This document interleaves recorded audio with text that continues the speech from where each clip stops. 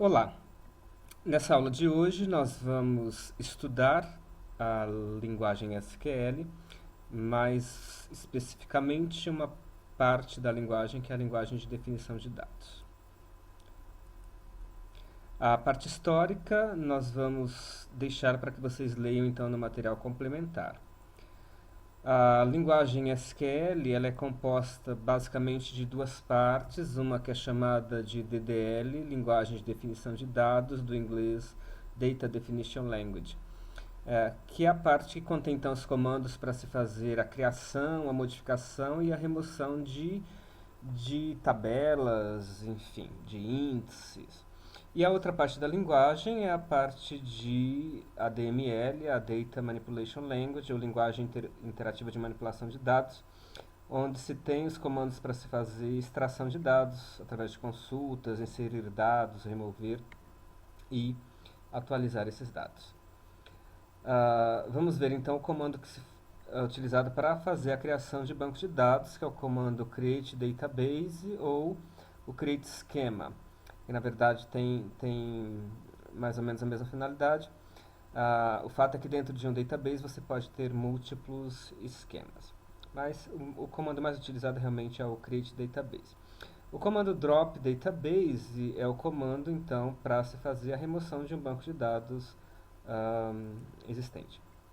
Essa é a sintaxe básica, então, create, pode-se optar entre database ou esquema, dá-se um nome para esse banco de dados e pode-se especificar também o nome do usuário e a senha, mas isso que está entre colchetes é opcional. A característica que precisa ser lembrada é que um banco de dados ele é criado vazio, ou seja, ele não possui tabelas e nem possui dados. Como eu já disse, então o comando drop database ele é utilizado para fazer remoção de dados, do banco de dados. E na verdade se remove tudo que está dentro do banco de dados, as tabelas, os índices, tudo que está associado a ele. Bom, na verdade, o que faz com que os componentes do banco de dados sejam removidos em conjunto é quando se utiliza então a remoção em cascata, a remoção restrita e assim por diante. Como se faz então a criação de tabelas no banco de dados? Depois que se cria o banco de dados, a outra unidade básica a ser criada é uma tabela para que se possa então fazer a inclusão de dados. E o comando utilizado para isso é o comando create table. O comando drop table serve para se fazer a remoção de uma tabela e o comando alter table é utilizado para se fazer a alteração de uma tabela que já tenha sido criada. Sintaxe básica do create table é create table, o nome da tabela, por exemplo, cliente, vendas, pedido, produto e assim por diante. Basicamente, os componentes de uma tabela é o atributo, né, ou seja, o nome do campo, por exemplo, o código do cliente, qual é o domínio, ou seja, qual é o tipo de dado, quais são os valores que esse atributo pode assumir, se ele é um inteiro, se ele é um caractere, e assim por diante.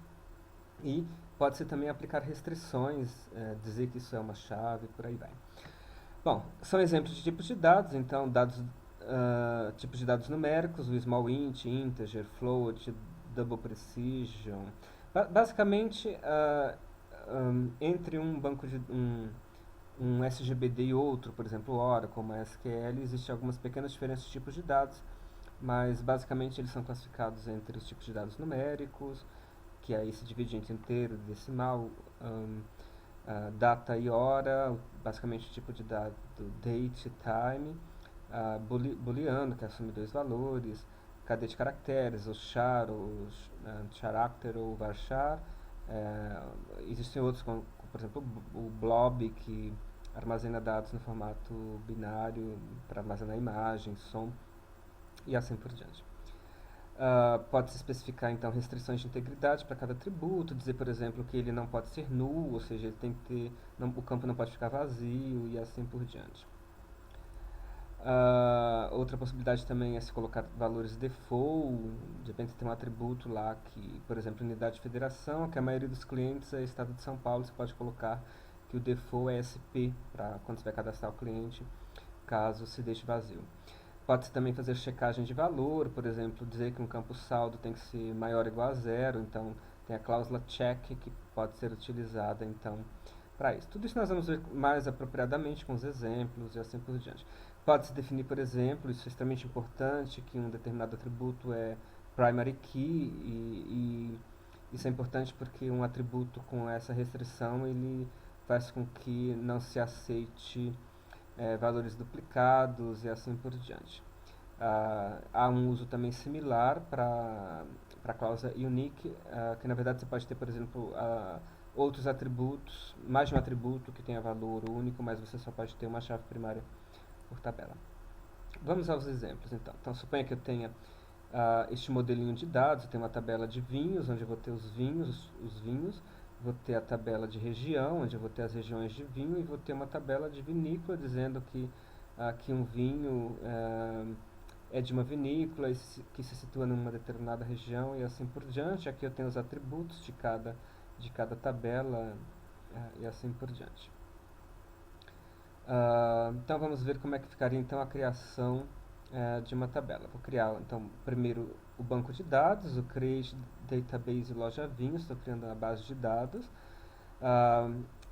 Na sequência eu vou criar uma tabela, vamos criar primeiramente a tabela região. Veja que o campo região ID é a minha chave primária, né, que seria o código da região. Vamos lá. Então, aplicando então a sintaxe do create table, o que nós teríamos? Create table região, e aí os atributos com seus tipos de dados, né, dizendo que região ID é do tipo small int, ou seja, um inteiro pequeno. O nome da região é varchar, pode ir até 100 caracteres, mas esse é um campo variável. Se ele usar menos caracteres, só será armazenado, consumido aquele espaço utilizado. E o mapa da região e a descrição da região, então, como blob armazenado no formato binário. Coloquei aqui algumas restrições, então o default da região é 0, mas ele não admite null. O campo nome da região também tem que ser preenchido e assim por diante. E estou dizendo que o campo região ID ele é primary key, ou seja, chave primária, não vai aceitar redundância. Então essa é só para a gente ter uma visão básica de alguns comandos, basicamente o create database e o create table da parte de definição, linguagem de definição de dados do SQL. E nas próximas atividades, então, nós vamos aprender as outras instruções, mas nós precisamos antes, então, experimentar um pouquinho essas instruções com atividades de exercício, tá bom? Nós temos aí a bibliografia, que pode ser consultada para mais informações a respeito dessa atividade de hoje. É isso.